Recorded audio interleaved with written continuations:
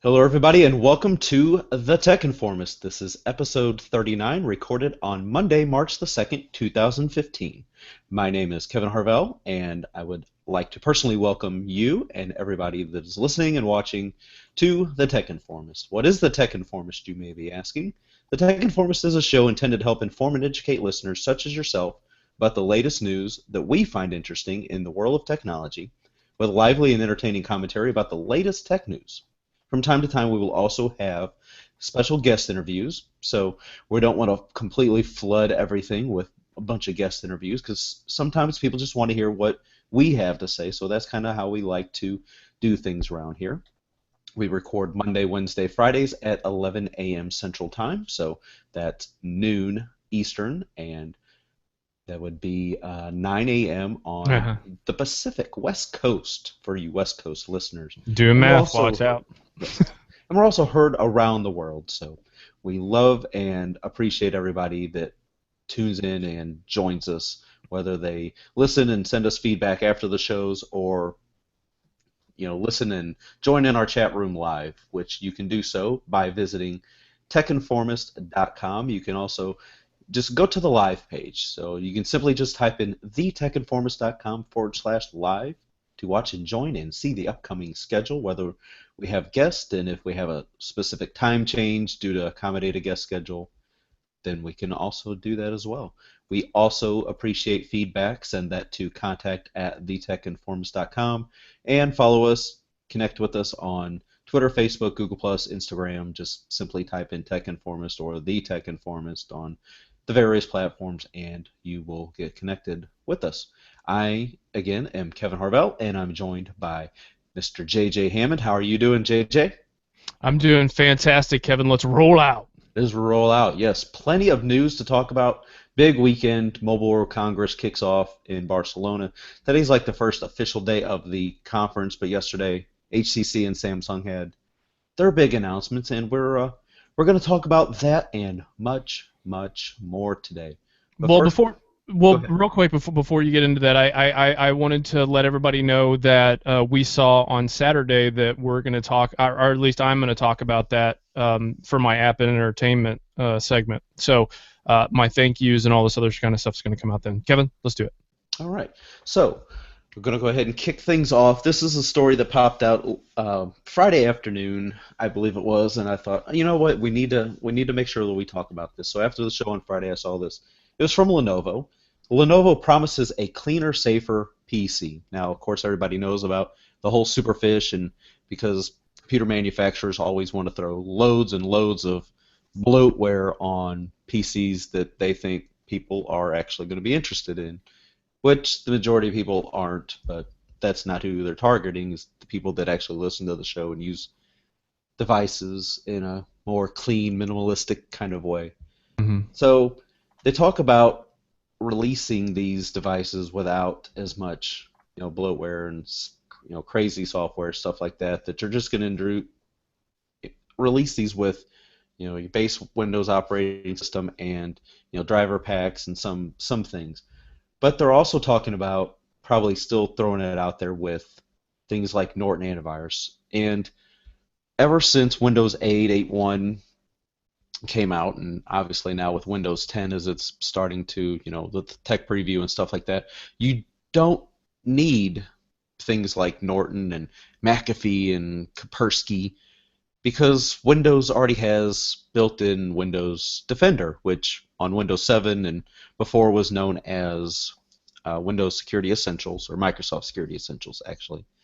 And that, to me, that virus protection actually works plenty good enough for the majority of people out there. I mean, Hmm. of course, some people have their own websites that they like to go to that are a little bit sketchy, just, whether Hmm. they're, um, getting cracks for games or things like that. There's websites out there that security software can't find and protect against everything, but for the most part, Windows Defender and Microsoft Security Essentials, that'll get the job done for you. I mean, what are your thoughts on that?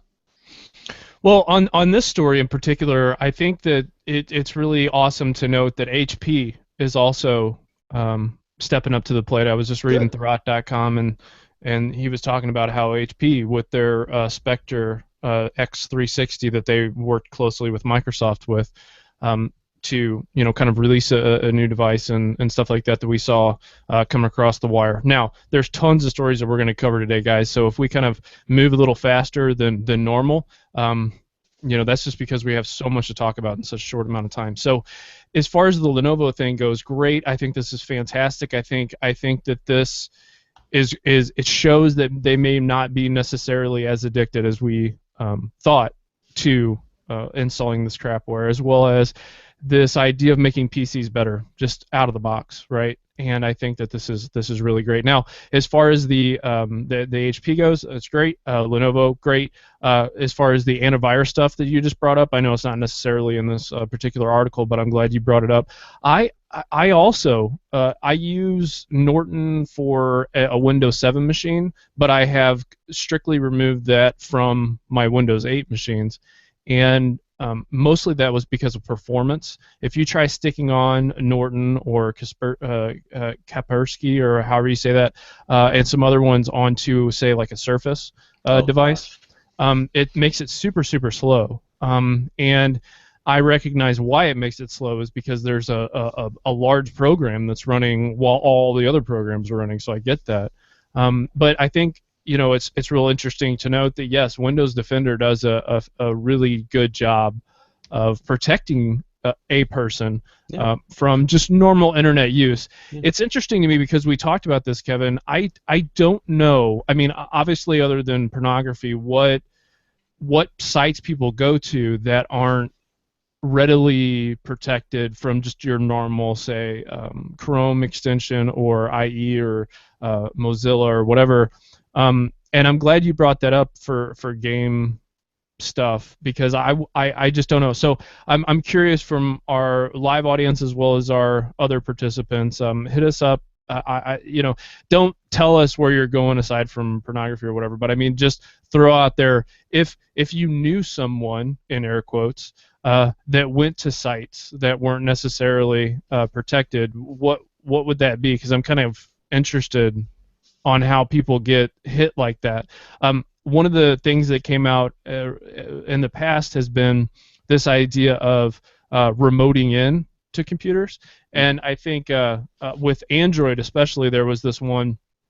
You were able to download this app, and you would go to shut off your phone, and it would throw up or not throw up. It would pop up the power off thing, but that was just a malware thing. It didn't actually shut your phone off. It actually activated this malware virus on the device. So it's kind of interesting, this idea of security, because again, security and privacy very important to me. I talked a lot about that over the weekend, and I will continue to talk about it on the show going forward. So let's move on to your next article. I think this is very, very interesting for HTC.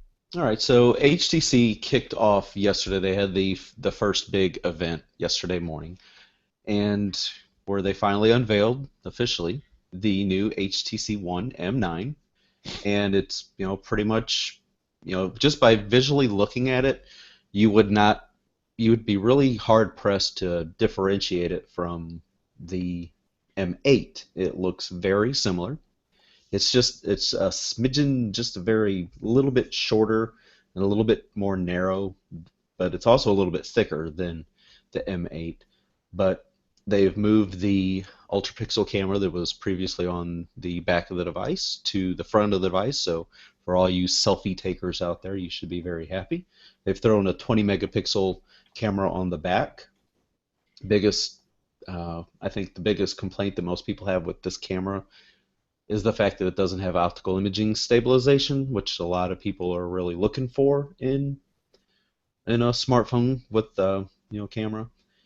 Let's see, you still got your 5-inch full HD 1080p display. Bravo HTC for steering clear of the Quad HD. We don't, just kind of unnecessary in my Right. opinion.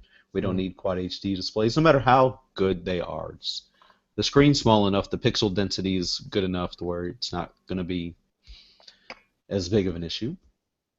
Got your quad-core Snapdragon 810 running at 2 gigahertz. You got 32 gig storage, 3 gig RAM, Micro SD card support up to 128 gig, but there's another story later in the show that we'll talk about that could make that a bit interesting to get you a little bit more storage there.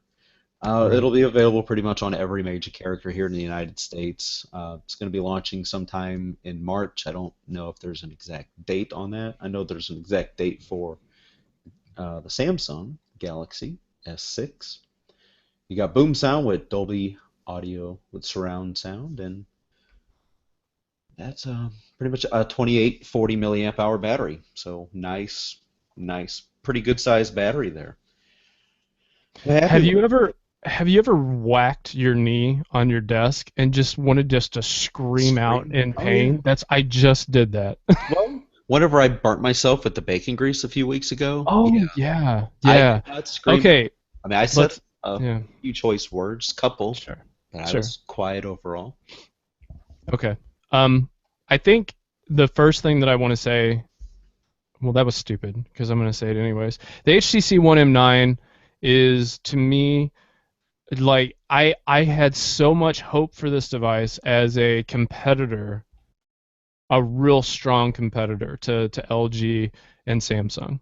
I mean, because let's be honest, we live in an iPhone world. We just do.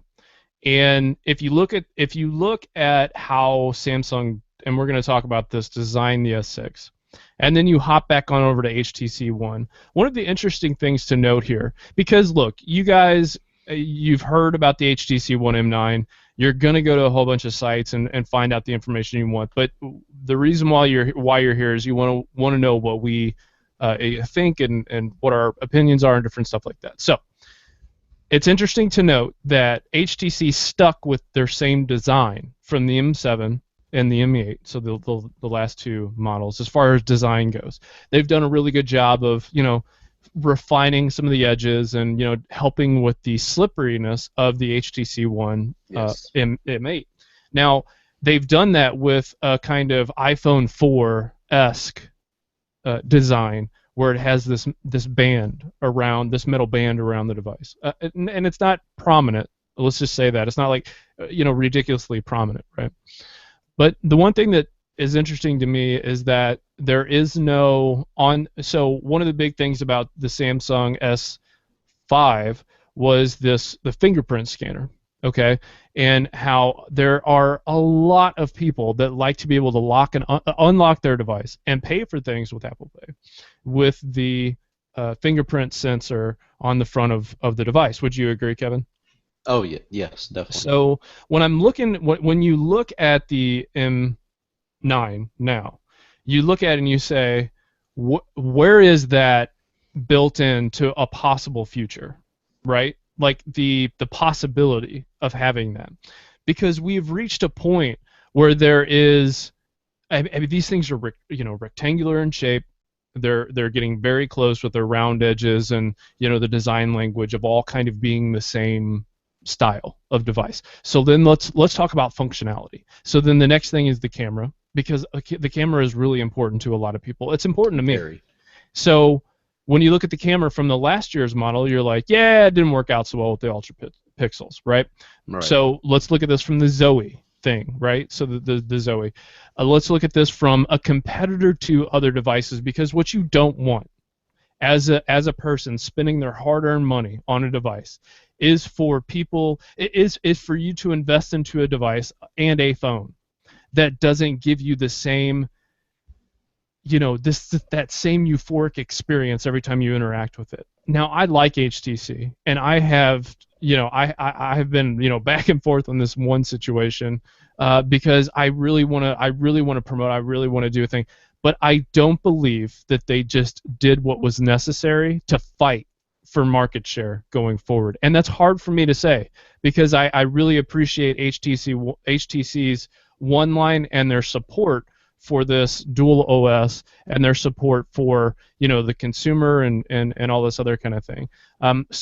So what I'm trying to say is that even with all of these cool specs, I feel like this is just what happened with last year's Samsung S5 coming from the S4 to the S5.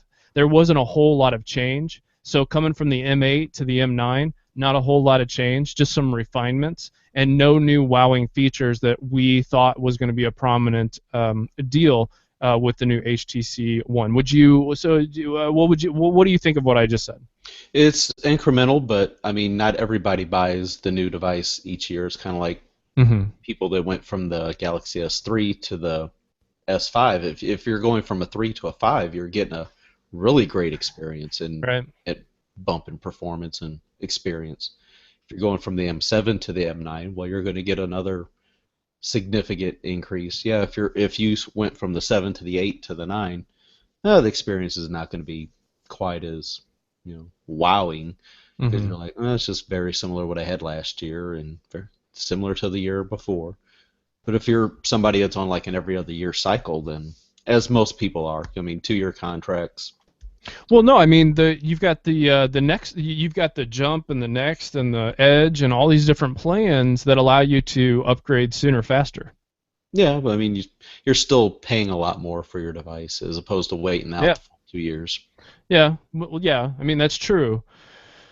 I just I don't know. It was a little underwhelming, and I don't like to be that way because I mean, if anybody knows me very well, I'm very passionate about the technology, and I'm very excited about it and all this other kind of stuff. And when I saw this, I was just like, oh man, that's tough. That's tough for me to get behind. Yeah. Yeah.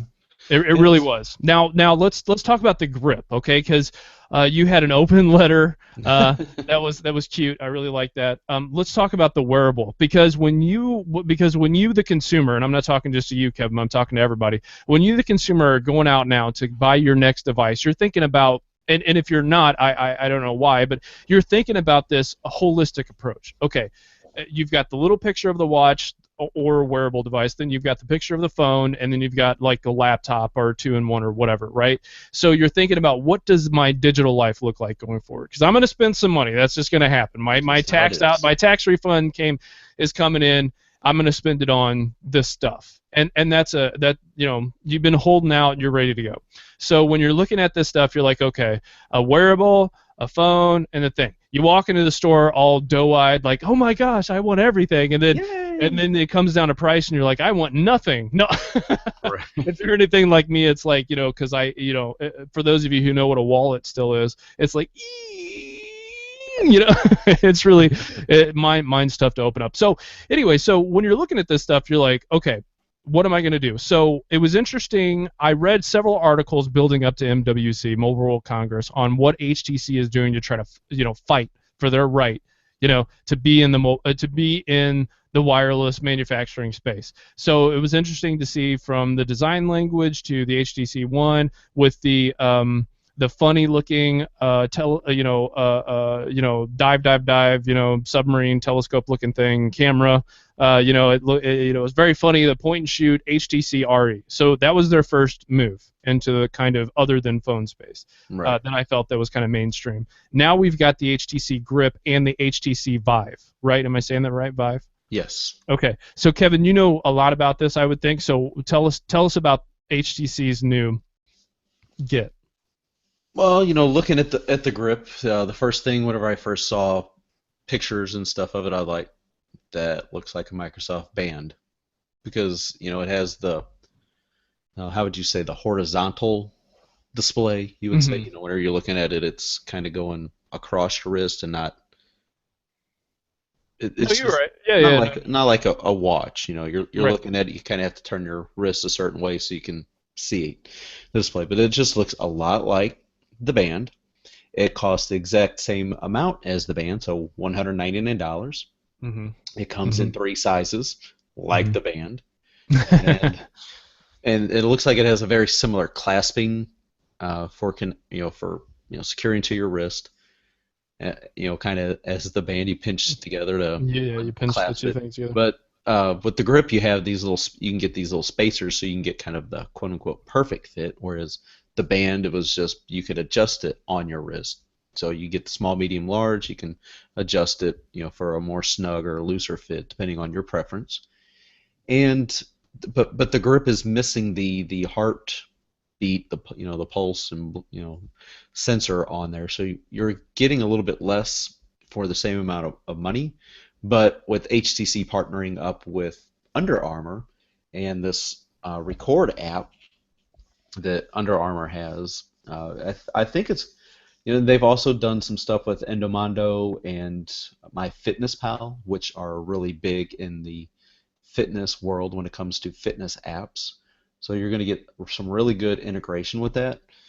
That might be what kind of sets it a little bit apart for people. You can use it with either Android or iOS devices.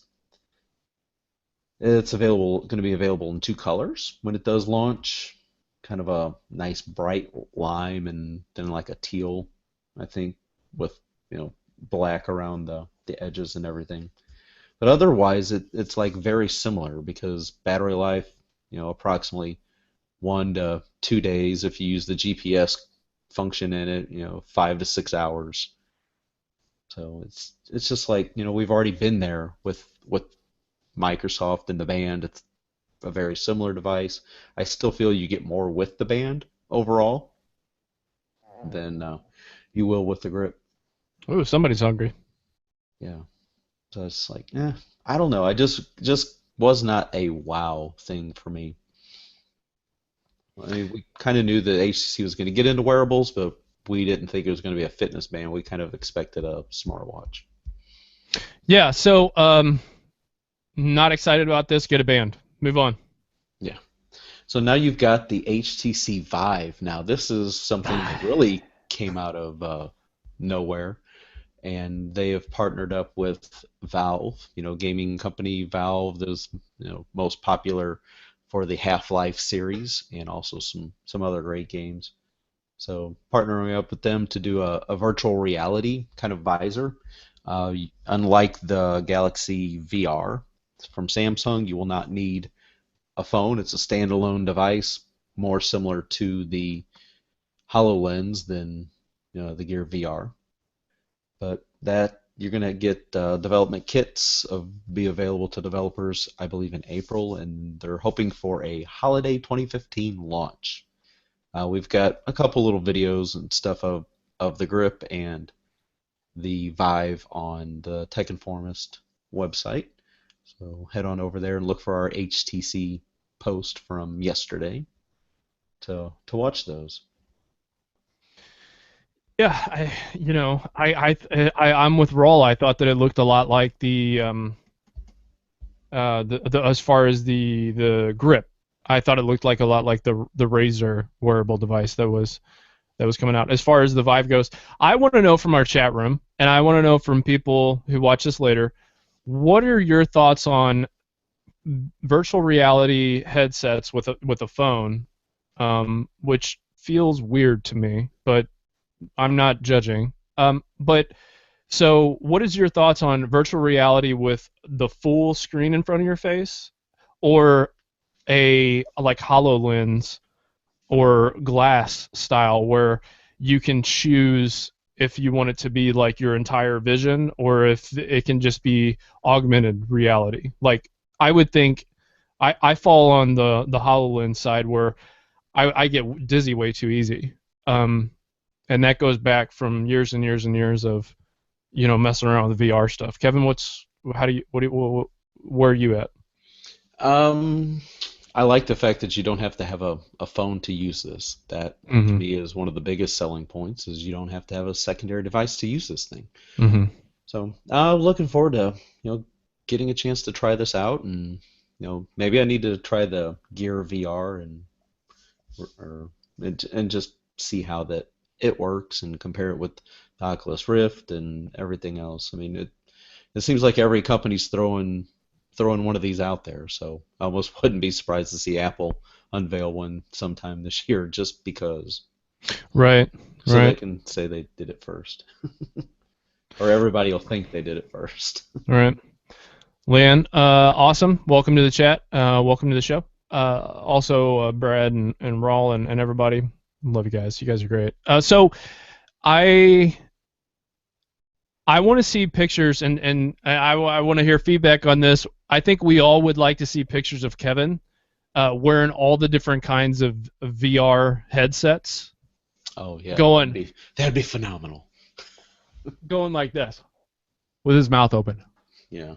I want to see like a collage of Kevin VR. Oh yeah. That's what I want to see. That would make my day. In fact, it would go right next to some of the posters I have in the room. Oh boy, he'd Okay, blow it up. I blow it up. I would blow it up in a good way.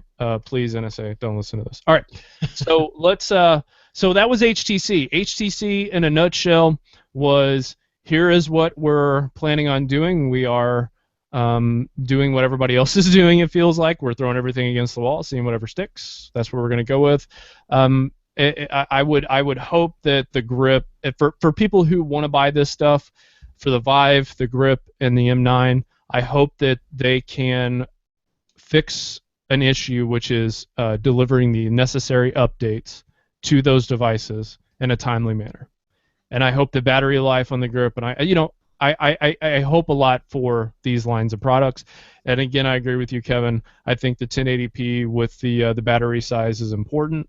HTC's 1080p I would put up against some of the Quad HDs that I've seen any day because of how nice it is, and it doesn't use as much battery.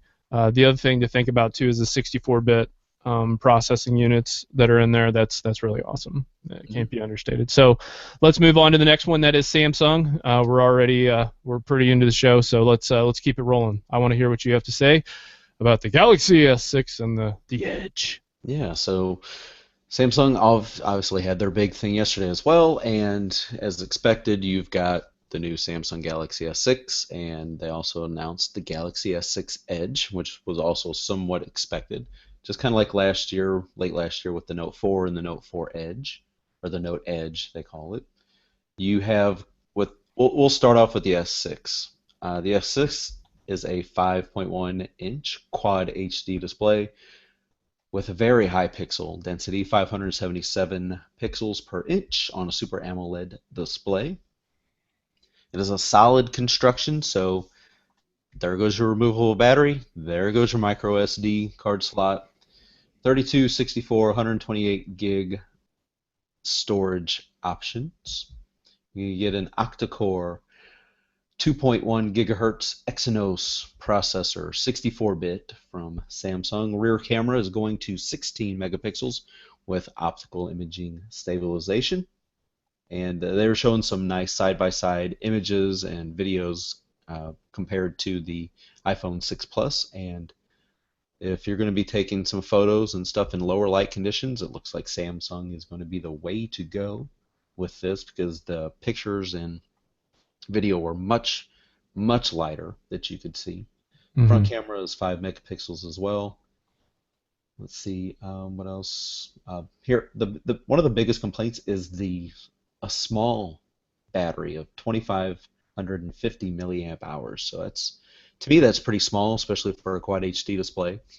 But you have some super fast charging ability in this S6 that they claim you can get 4 hours of charge on a 10-minute charge.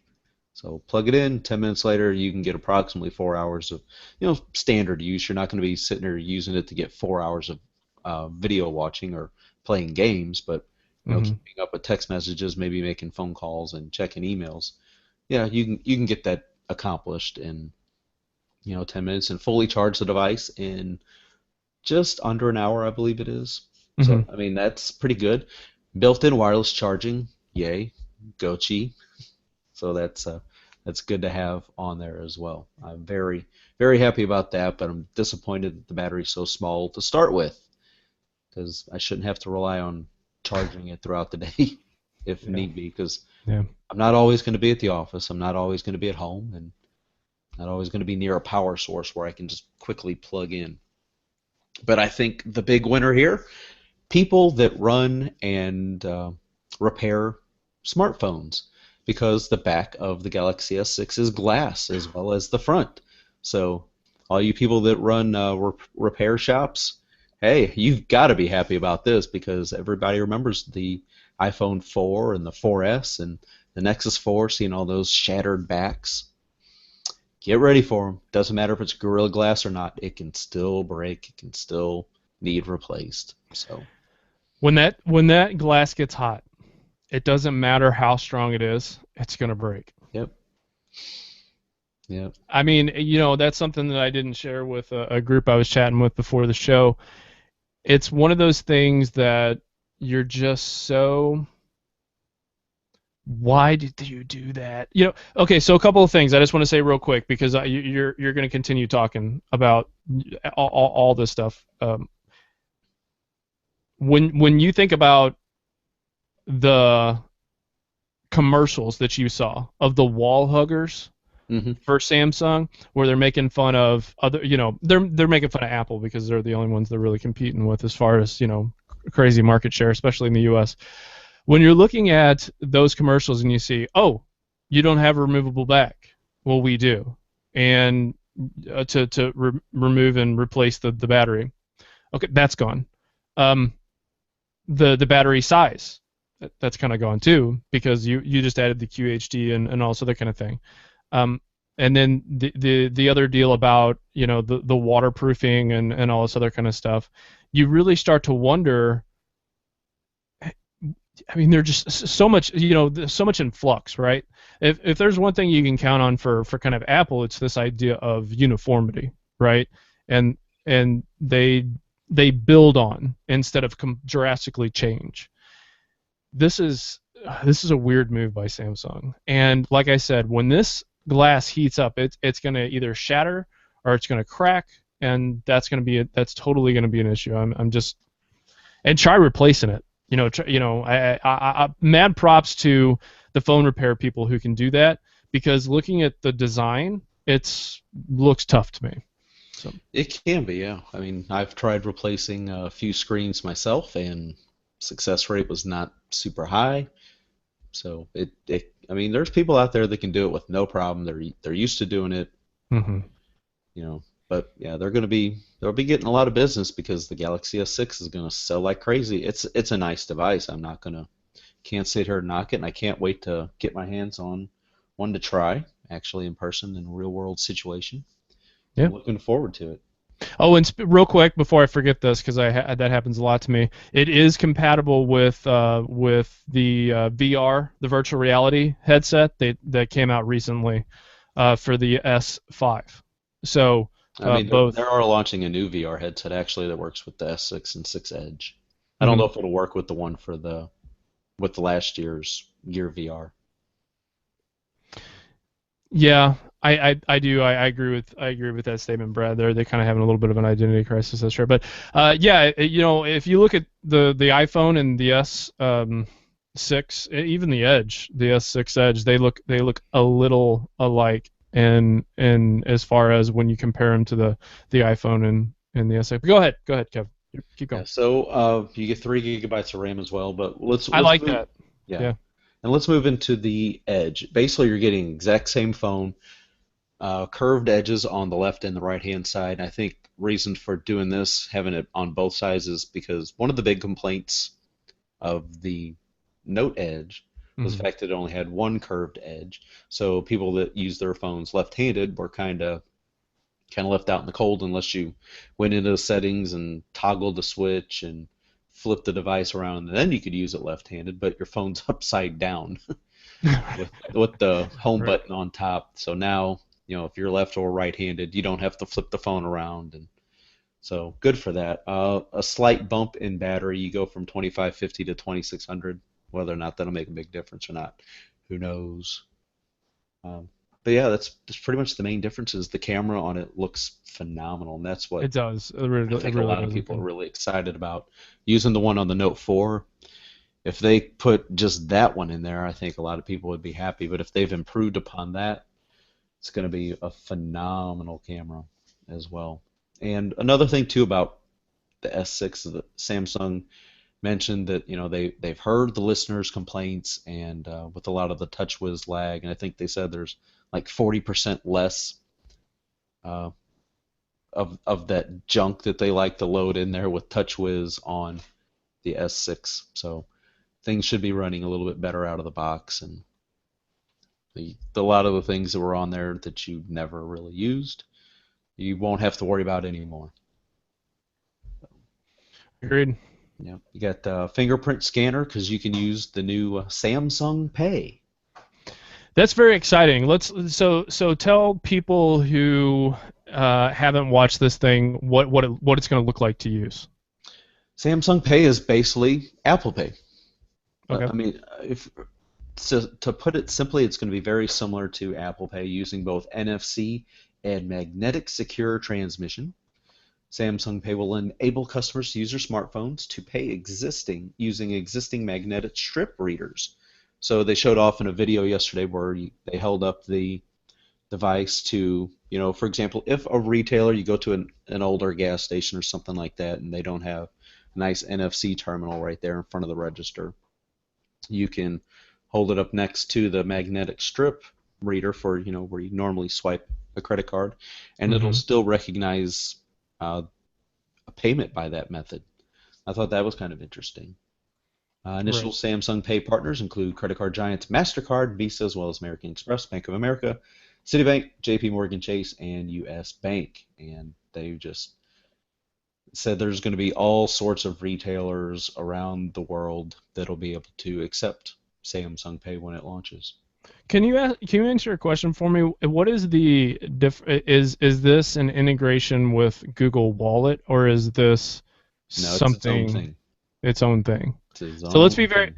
so let's be very clear again. This is its own thing.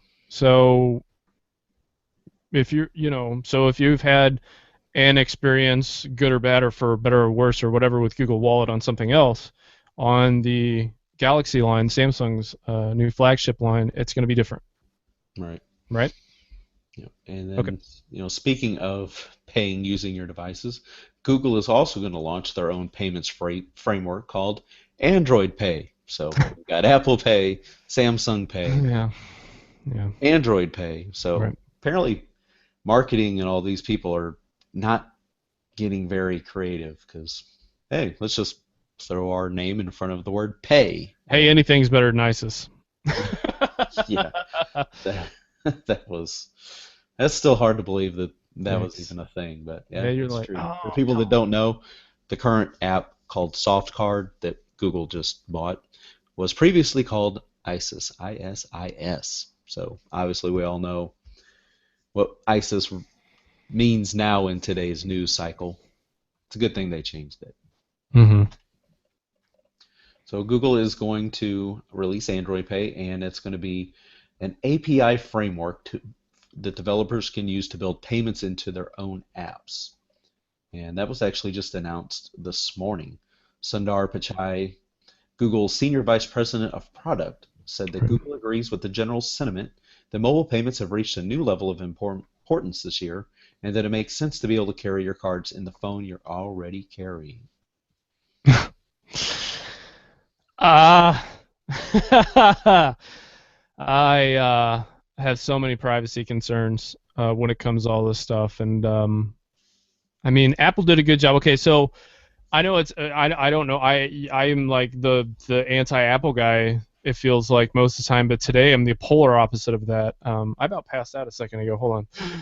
Okay. Anyway, so when I look at Apple, do you remember when they were talking about the security, how there's a separate processing part of the device to handle those things, to encrypt it, like fingerprint and the pay experience and all this other kind of stuff. It's like super encrypted, right? Mhm. I didn't hear a lot of that. Now, maybe that's just because they didn't want to go into it, but I just did not hear enough about it in Android Pay or Samsung's talk. Yeah, I mean, what I like about what they talk about with this Android Pay is that Google will be taking what's become standard measures for mobile payments, including tokenized card numbers for secure one-time transactions. So, for example, if a retailer where you've shopped using Pay is compromised, for example, like here in St. Louis, Schnucks or Hobby Lobby or some of these other companies that a lot of people are well known, Target, for example, the crooks will get a one-time use number that is no longer any good. So, the credit card number information is is no good. It was one-time use only. So Really?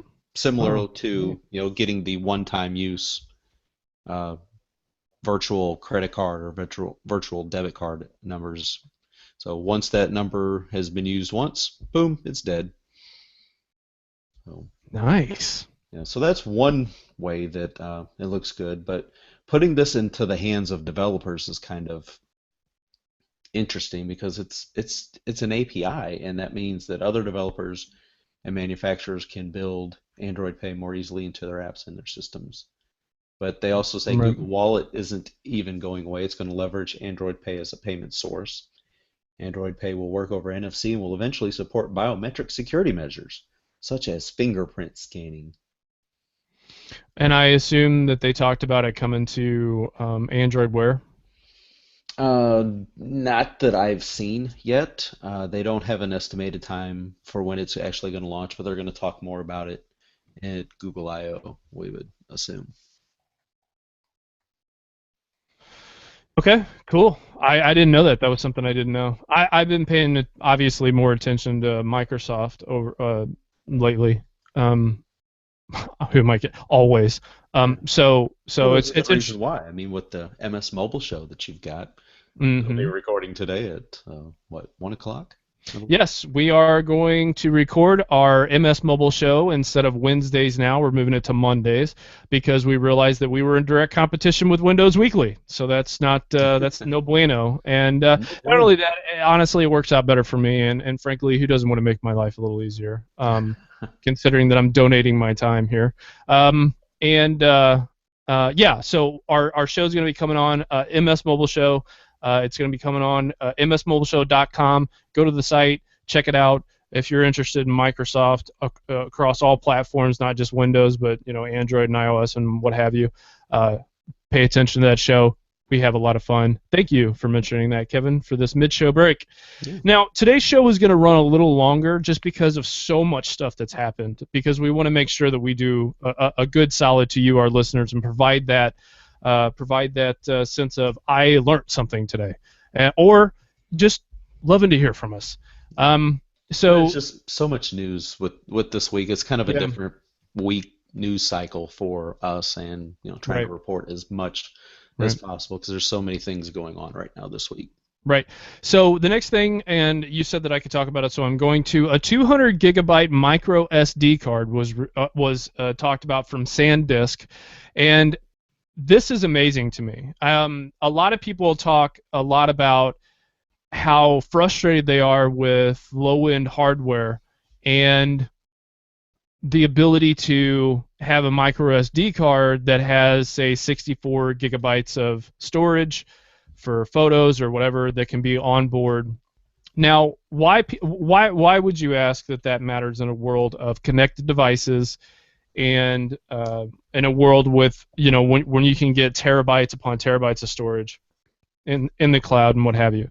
The one thing that I would say to that is not everybody can always be connected, and drones, cameras, other different devices that have micro SD compatibility want to store stuff locally. Now on Windows Phone, there is you can have apps written directly to the SD card, so that if you get a low-end device, say 8 gigabytes of onboard storage, or even Android One, when you get the new Moto E, for example, or a low-end Android device on TrackPhone or something, it only comes with the standard maybe 8 gigabytes of RAM, that sort of thing, or 16.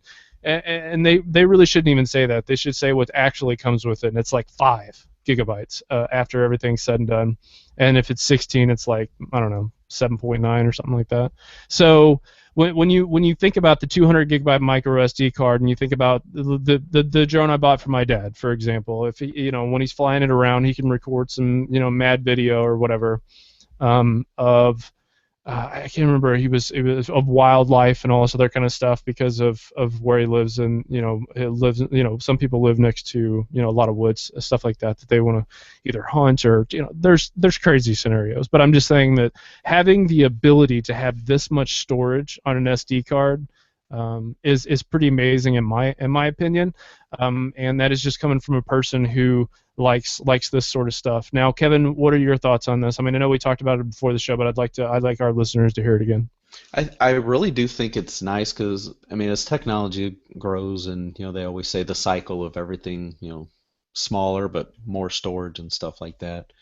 It's interesting though that they talk about a 200 because it kind of goes against the 2, 4, 8, 16, 32, 64, 128, 256. I mean, most people expected 256 out of this, but they're going with a 200 gig card here this time, and I've read somewhere where they were talking about, okay, so they went with 128 and then thrown in 64, and then that's 192, so it leaves out 8, so they threw in like another 8.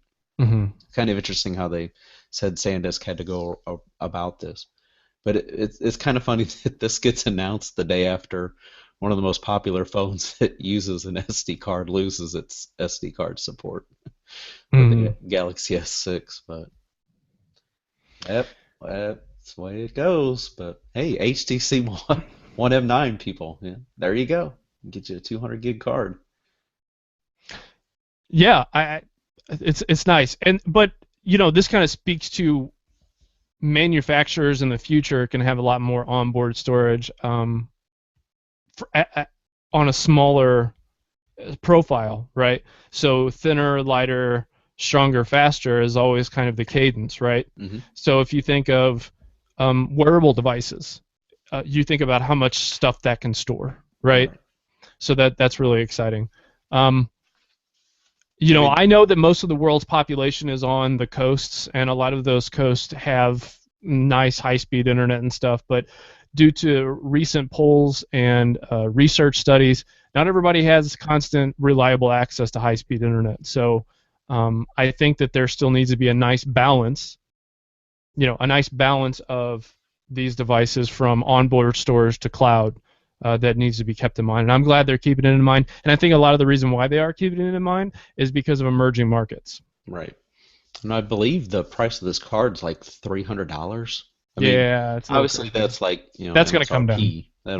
It'll come down, and Amazon will have a sale, and it'll be sale for like half off, and it'll sell out in 5 minutes. Mm-hmm. I mean, I wouldn't mind getting one of these 200 gig cards and putting it in this Surface. I think it would be wonderful to give me some additional storage. So, I mean, when the price is right, I would love to get a hold of one. I'm gonna put a kind of something in the show notes there. Yeah, I agree. I think now, all right, I'm about to geek out.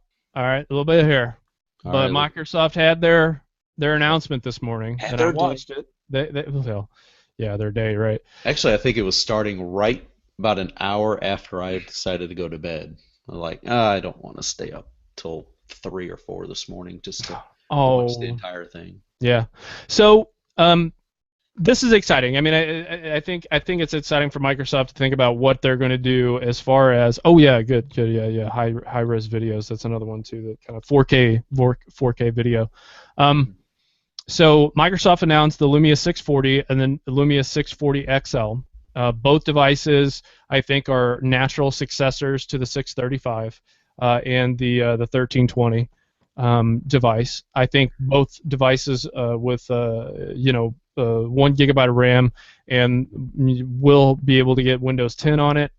They talked about some of the features. Depending on the hardware, we'll receive different feature sets of Windows 10 and the APIs and different stuff like that. What was interesting to me to note, now I'm gonna wrap all this and encapsulate it because I'm gonna talk a lot more about it on our other show because that's what we focus on.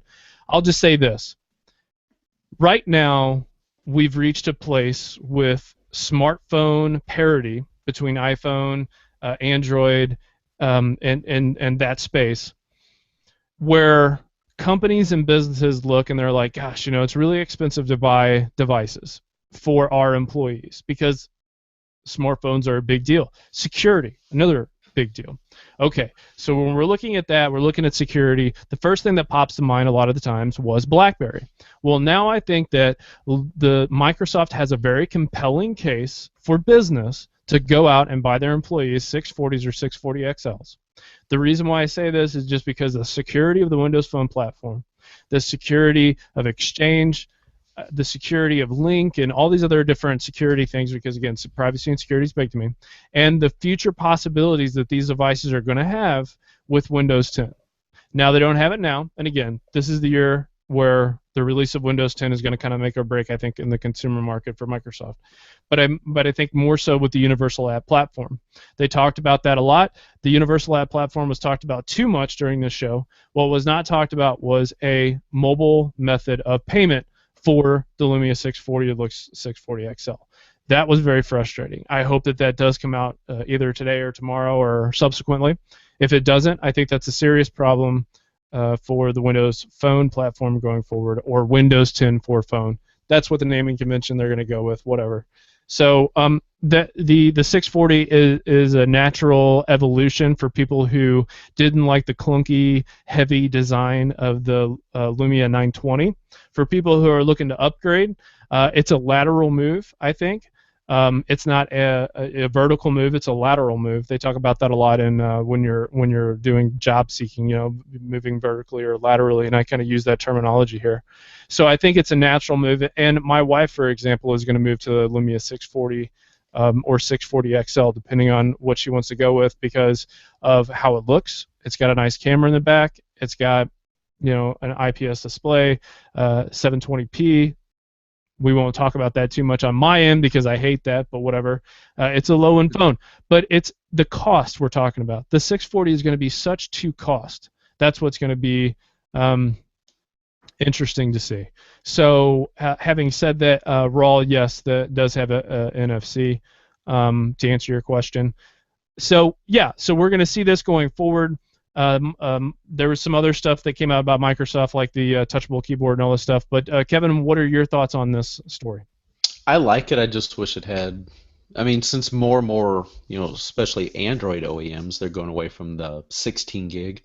I wish Microsoft would have said, you know what, we'll give you 16 gig onboard storage. That would have been like the only thing it needed to say, oh yeah, this thing really does stand apart from the 635 and the 500 series. And I'm glad that instead of continuing the confusion of 1320, because when you hear 1320 you think, oh man, it's one of the Lumia big numbers, it must be a really good phone. But I mean, while it's not bad, it was very confusing because it wasn't what people would expect. So by dropping it down and going with 640 XL, I kind of like this idea of throwing the an XL on there with, it's a very similar phone, right, hardware-wise, and the XL is an extra large version of this phone. So I I know I think it's a good way to go, because Yeah. you start rolling at every phone has got a different number and it's confusing to people. right. So I think if they Smart. continue that trend, like if they go with a 940 and a 940 XL, I Mhm. think that would get a lot of people's. I think that would make a lot of people happy instead of people waiting for like a 1530. You don't have to increase, just say 940 and a 940 XL, and people that follow, and I think it'd be easier to explain to people. So we're going to do a recap of all the news that we covered in a kind of an interesting way. So the other thing that I want to say real quick is on Microsoft front, how big a deal was it for them to strike that deal with Samsung to put OneNote, OneDrive, and what was the other one? Office. Well, not just Office, but they put OneNote, OneDrive, and something else on a Samsung S6. Doesn't matter. I'll get to that in a moment. But it was important for them to get it on the Samsung Galaxy devices, and holy cow, that's awesome. I'm glad they did it. I really am. I mean, I'm it'll glad be they were right able to out of pull the it off. box, and Yeah. instead of having to spend 3 minutes downloading them yourself, saves you a few minutes Well, in the Play Store. but they're on the home screen as Mhm. one of the first things, and they're called Microsoft apps. And Right. people who buy these things, believe me, they know Word. I mean, as a part of community college, requirements to graduate, you got to take Word. Oh, Skype. Thank you, Brad. Oh God, Brad, you're good, man. You have to take a computer class most of the time, and that entails learning, Word, Excel, PowerPoint, all this other kind of stuff. So, people are used to this thing, and it's ubiquitous. And Skype was downloaded, I think, a ridiculous amount. It's like 500 million downloads on the Android Play Store, or Google Play. So that's interesting. The other thing that's interesting is on the Lumia 640 and the Lumia 640 XL, you will get 1 year of Office 365 personal. Now with personal, that does only come with 1 terabyte. It's not unlimited storage like the other SKU, which drives me nuts. The SKUs, whatever. But because I have unlimited. But and only one computer or one tablet. Well, but we shouldn't say it only. I mean, that's still pretty cool because you can put it on. You can put you got it on the phone already, and then you've got it on. You can put it on a Mac, a PC, and a tablet. That's cool, you know. Kev, in? Yeah, I'm here. Okay. You missed the whole thing. I heard you drink. It was one of those moments. But anyways, so this is cool. I just wanted to cover the Microsoft front. Yes, they confirmed that they will not show off or talk about or any of the other about a flagship until Windows 10 is ready. I get that, whatever. Yeah. But what was interesting was Windows 10 was demoed a lot on the demo today. And when I say today, I mean I know last night, but it was technically today, whatever. Right. So that's my Microsoft mobile news. There's some other stuff again that we'll be talking about, and that's essentially my stuff. So Kevin, what's your thoughts on everything thus far? One last thing too is Paul Thurrott had tweeted out today that it's been 11 months since Microsoft announced the last true United States flagship, which was the Lumia Icon on Verizon. Mm-hmm. So it's a long time since there's been a true flagship released for the United States and announced. Hey, and I'm heavily invested. They're always going to have a Windows phone, either in a non-flagship or flagship or what. There's always going to be a Windows phone, but it's probably not going to be what you think of in the future.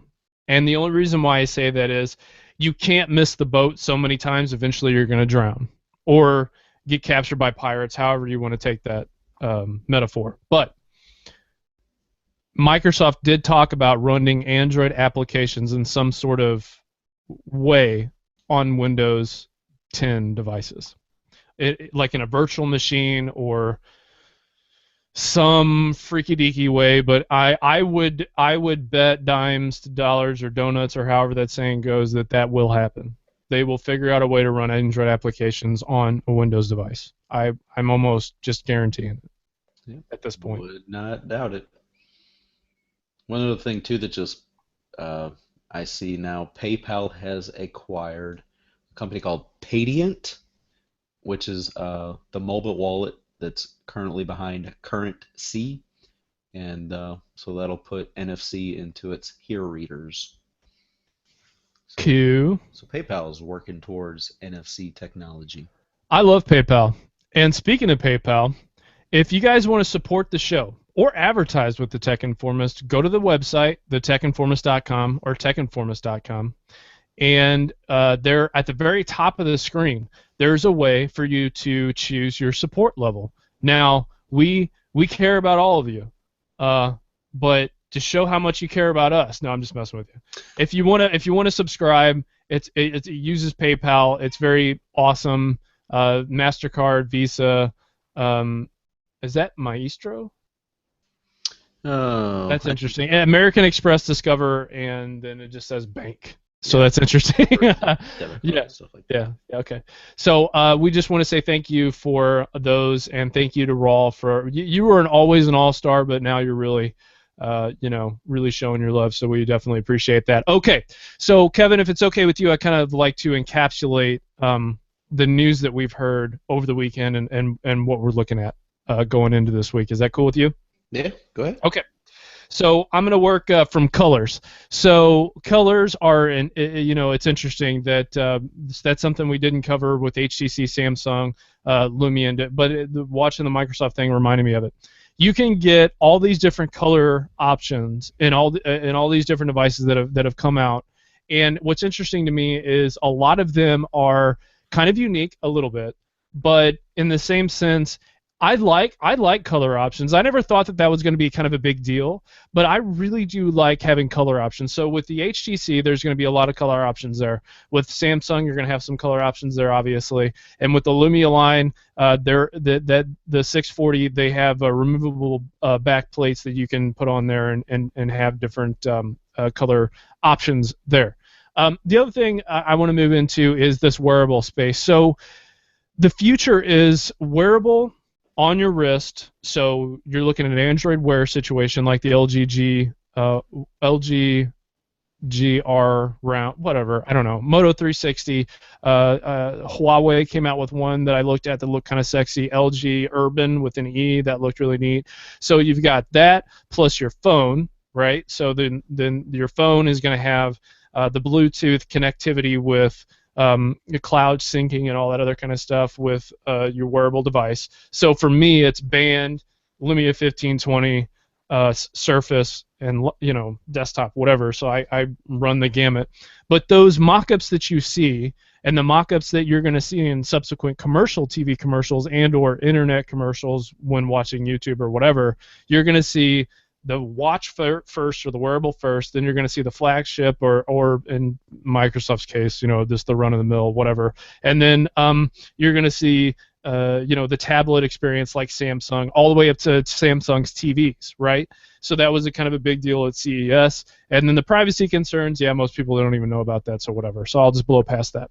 So you're going to see that same thing from HTC. You're going to see that same thing from Apple. You're going to see that same thing from everybody going forward. You're going to see color options. You're going to see wearable devices, phones, connected devices, tablets, PCs, and in Kevin's case, rocking the MacBook and the iMac and that station. LG does a really good job, Asus and everybody, with their 4K displays. Now, that's the other thing. We have not heard a lot about LG over the course of the weekend, but the G4 is going to be coming out. Now, if it's anything like the G3, it's going to be gorgeous, right? Mm-hmm. And it's going to look great, it's going to sound great, and all that other kind of stuff. The thing that sets HTC apart now, guys, I want you all to realize, is this whole payment situation with not having like a fingerprint scanner or something like that to unlock the device and all this other kind of stuff. If any of you have used the Samsung or Apple, unlock that way, it's gorgeous. Now, I don't put a pin on mine. I don't lock mine like that. I just have a regular lock screen in my 1520. But I'm never in a position where my phone is not near me, or if you're going to try to steal it from me, you're going to have to kill me. So that's not going to be a problem for me, but I recognize that in a business situation that is somewhat of an issue. Also, HTC did not talk about what I think it's on the tip of everybody's tongue from the Apple world, and it is, Qi wireless charging. Wireless charging is a big deal. It's a big deal for me just because if I set my device down, I want that thing just to charge. I hate having to plug it in. It drives me bonkers. And I think Kevin can attest to this a little bit. It's really nice just to set your phone down and just charge. You know what I mean? And that's kind of gorgeous. That's why you are our listener, probably more than likely, if you're leaning towards a particular device, you're leaning more towards the Samsung type. So the other thing is Google and Microsoft are fighting. Okay, they're fighting behind the scenes, and they're just fighting against this wave of the ridiculous amount of Apple devices that are being sold. So keep that in mind. If you're going to jump into an ecosystem, just be very aware of when you get into this. Like, this is the way it's going to be going forward. It's a fight. So the other thing too is we want to appreciate PayPal for doing what they do and supporting the Windows side. That's awesome. And so we talked about the connected everything with Microsoft. HoloLens is going to be a big deal. Virtual reality, it's going to be a big deal to some families because their kids are going to want to kind of play around with it a little bit. I don't think it's going to take off in the way that a lot of companies are thinking that it's going to take off. And we saw that from this mobile, the HTC Vive. Now that they're working with, I think it's Valve, right, on that? Yes. So that's kind of like you're talking about the big pie, or that's like a percent of a percent of a percent of people who actually give a crap about that, right? So in a nutshell, that is what Mobile World Congress came out with. I don't think I left anything out. I don't think we left anything out in the news segment. But Kevin, what do you have to say about all that, so that I can take a drink and a breath? No, I think you covered a lot of good wrap up there. Nice summary of everything that's really happened so far and in Barcelona with things this week. And I know talking about wireless and Qi charging, I don't know if anybody saw this, but IKEA is releasing some little tabletops and little furniture stands that the entire top is basically like one big Qi charger. So you just be able to set your device on anywhere on this little surface, and it'll start charging your phone if you have wireless charging built in. Like that's really cool. I'm glad to see IKEA does that. I think it might be a new nightstand with they go out and grab one when the IKEA store here in St. Louis finishes construction. Kind of looking forward to all that. I mean, there's going to be a Oh yeah. lot more coming out, and we'll touch more on some of the new stuff that'll come out this afternoon and tomorrow and Wednesday Yeah. morning. We'll talk about that on Wednesday's episode.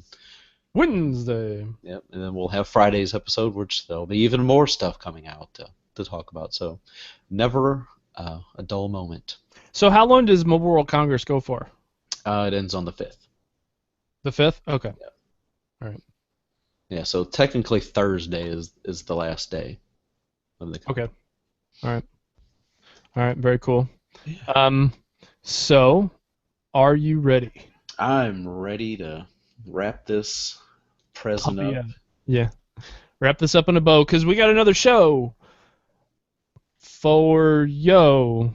Okay. Yes. I'm gonna use this time to say, The Walking Dead will stress anybody out. All right. It's a great show. If you haven't had a chance to check it out, it's really gory. There's some moments where I'm like not so cool with it, but that's just my own personal. But man, talk about making just a good show that crosses so many, like, I don't know if they meant to do this, but like when you watch it, it talks, a lot of sociology, a lot of psychology in the show. We'll just say that, a lot and theological, thoughts, and it just makes you think. One show that I think I'm gonna start watching or binging on is Breaking Bad. But tell me, Kevin, how many people do you think totally just sacrificed their entire weekend for House of Cards? Quite a few. I mean, I gave up 2 hours of my time, so I've seen 2 episodes of season 3, and Is it good? picks up right where it left off for me. I'm very very happy with the first couple episodes. Cool. I was concerned because when you put your foot on the gas Hmm. and you just go, like with the show, sometimes they try to slow it down and then it just kind of loses its I new mean, car smell. you especially should watch it because there's two characters you're using Windows phones on there. Yay! You don't see that on many shows, but And on I'm not brave. The chat room was talking about there. I'm not brave. I'm stupid. That's what I am. the final episode of the season of How to Get Away with Murder, one of the characters was using a 1520, and I seen that, and I paused it and rewound it.